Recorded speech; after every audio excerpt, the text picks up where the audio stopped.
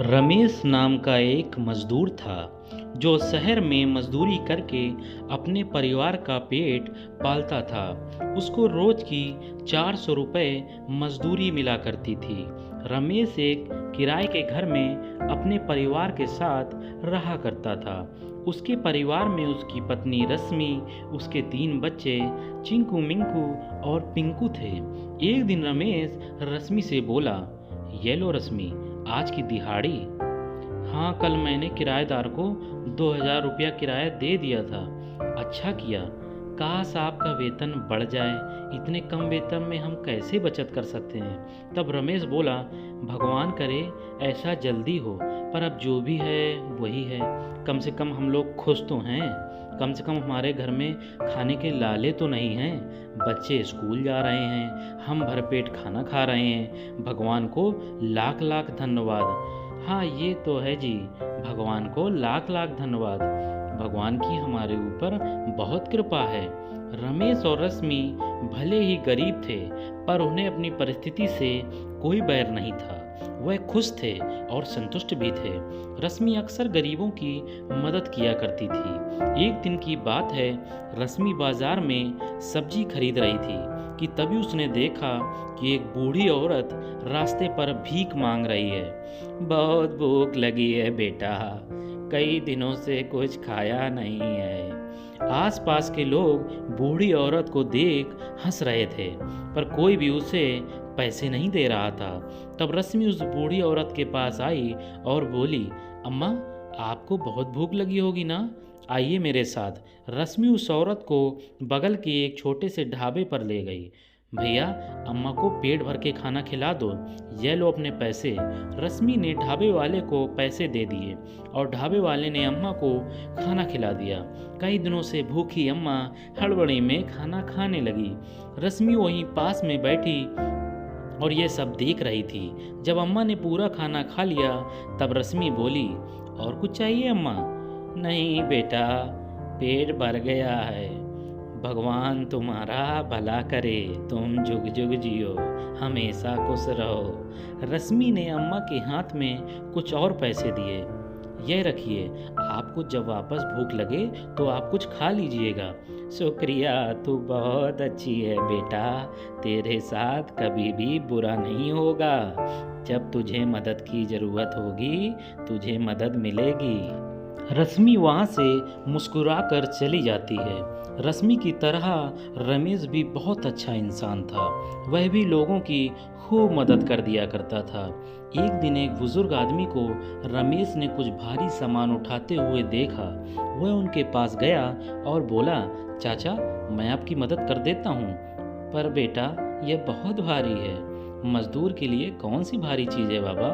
रमेश ने बूढ़े आदमी का सामान उसके घर तक पहुंचाया और वह बूढ़ा आदमी रमेश से बोला, शुक्रिया बेटा, तेरी बहुत मेहरबानी है, भगवान तेरा हमेशा अच्छा करे। तब रमेश बोला, अब मैं चलता हूँ चाचा। रश्मि और रमेश भले ही गरीब थे, पर वह किसी भी गरीब की मदद के लिए हमेशा तैयार रहते थे। रश्मि और रमेश के अच्छे कर्मों की कोई गिनती नहीं थी। उन्हें जब भी मौका मिलता वह किसी न किसी की मदद कर दिया करते थे। कुछ महीने बीत जाते हैं। एक दिन रमेश एक बिल्डिंग का काम कर रहा था। वह काफ़ी ऊंचाई पर चढ़ा हुआ था और बदनसीबी से उसके पैरों के नीचे का बम्बू टूट गया और रमेश इतनी ऊंचाई से गिरा कि वह जख्मी हो गया। जब उसे हॉस्पिटल ले जाया गया तो डॉक्टर ने उसकी पट्टी कर दी और बोले, भगवान का शुक्र है कि कोई गहरी चोट नहीं आई है। घुटने की एक हड्डी टूट गई है, जिसे जोड़ने में 2 से 3 महीने लग सकते हैं, पर तब तक इन्हें कोई काम नहीं करना होगा। यह सुन दोनों पति पत्नी बोले, 2 महीने? 2 महीने? 2-3 महीने में तो मेरा बहुत नुकसान हो जाएगा। और दोनों दंग रह गए। आराम करने की बात सुनकर दोनों रात भर सोए नहीं। रमेश तो एक दिहाड़ी वाला मजदूर था, उसे तो रोज काम के ही पैसे मिला करते थे। 2-3 महीने अगर उसे घर पर बैठना पड़ता तो उसका घर भला कैसे चलता। एक दिन रमेश बोला, अब हम क्या कर सकते हैं रश्मि, तब रश्मि बोली, आप फिक्र मत कीजिए, मैं कुछ न कुछ काम ढूंढ ही लूँगी जिससे हमारा गुजर बसर तो हो ही जाएगा, और कोई रास्ता भी तो नहीं है। सोचा नहीं था कि भगवान यह भी दिन दिखाएगा। रमेश और रश्मि ने बचे हुए पैसे इलाज में खर्च कर दिए। अब उनके पास बहुत ही कम पैसे बचे थे। एक दिन रश्मि बोली, कुल मिलाकर अब 200 रुपये ही बचे हैं, इसमें तो केवल अब 2 से 3 दिन का राशन ही आ सकता है। अब मुझे जल्दी से काम मिल जाना चाहिए।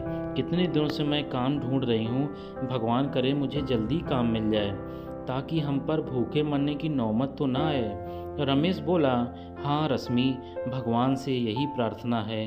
खैर मैं इन पैसों से जो बन पड़ेगा वो ले आती हूँ जी। रमेश बोला, ठीक है तुम ले आओ। रमेश और रश्मि दोनों परेशान थे। उनकी आर्थिक स्थिति विकट थी। रश्मि 200 रुपये लेकर बाजार गई। वहाँ उसने चावल, दाल और कुछ सब्जियाँ ली। अब रश्मि के पास केवल 5 रुपये ही बचे थे। वह घर लौट रही थी, तभी उसका ध्यान उस बूढ़ी औरत की ओर गया। बहुत भूख लगी है बेटा, कई दिनों से कुछ खाया नहीं है, कुछ खाने को मिल जाए तो दे दो। रश्मि ने उस बूढ़ी औरत से कहा, आप बहुत भूखी लग रही हैं, लेकिन आज तो पेट भर के खाना खिलाने के लिए मेरे पास पैसे भी नहीं हैं, बस केवल 5 रुपये हैं, इसमें भला क्या आएगा।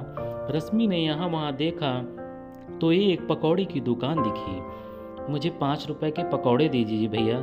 रश्मि ने पकौड़े वाले को 5 रुपए दिए और उससे पकौड़े लेकर रश्मि उस बूढ़ी औरत के पास आ गई। अम्मा, मैं आज आपको पेट भर के तो नहीं खिला सकती, लेकिन ये पकौड़े खा लो। उस बूढ़ी औरत ने पकौड़ों के कागज को हाथ लगाया और बोली, आज ये पकौड़े तुम अपने घर ले जा बेटी, समझ ले मैंने खा लिए, आज इस पर तेरा हक है। अम्मा, पर आपको भूख लगी है ना? वह बूढ़ी औरत मुस्कुराई और देखते देखते रश्मि की आंखों के सामने से गायब हो गई। रश्मि हड़बड़ा गई। वह बूढ़ी औरत को यहाँ वहाँ ढूंढ रही थी, पर वह उसे कहीं नहीं मिली। फिर रश्मि अपने घर लौटी। अपने पति रमेश को ये सारी बात उसने बताई तो रमेश बोला, ऐसे कैसे कोई गायब हो सकता है? पता नहीं, मैं भी हैरान थी। अच्छा, वह पकौड़े दिखाओ। रमेश ने पकौड़े का कागज खोला और दंग रह गया। कागज के अंदर सोने के पकौड़े रखे थे। सोना? इतना सारा सोना? ये सच है क्या? हाँ, ये सच है। शायद उस बूढ़ी औरत की वजह से उस रोज उन्होंने मुझे आशीर्वाद दिया था कि शुक्रिया बेटी, तू बहुत अच्छी है बेटी, तेरे साथ कभी बुरा नहीं होगा। जब तुझे मदद की ज़रूरत होगी तो तुझे मदद हमेशा मिलेगी, यह बोला था उन्होंने। तब रमेश ये सुन बोला, अच्छा, तुम्हारी अच्छाई की वजह से ही हमें आज अपनी ज़रूरत के समय मदद मिल गई है रश्मि, भगवान का लाख लाख शुक्रिया। इस दिन के बाद रश्मि और रमेश की ज़िंदगी बदल गई। रमेश का इलाज हो गया और अब वह मजदूर भी नहीं रहा। रश्मि और रमेश ने खुद का घर भी खरीद लिया और एक दुकान भी। अब दोनों साथ साथ काम करते थे। सोने के पकौड़ों ने रश्मि और रमेश की जिंदगी ही बदल दी। धन्यवाद। दोस्तों, यदि वीडियो पसंद आई हो तो कहानी को लाइक करें, चैनल को सब्सक्राइब करें, कमेंट करें और बेल आइकन दबाना ना भूलें। बहुत बहुत धन्यवाद।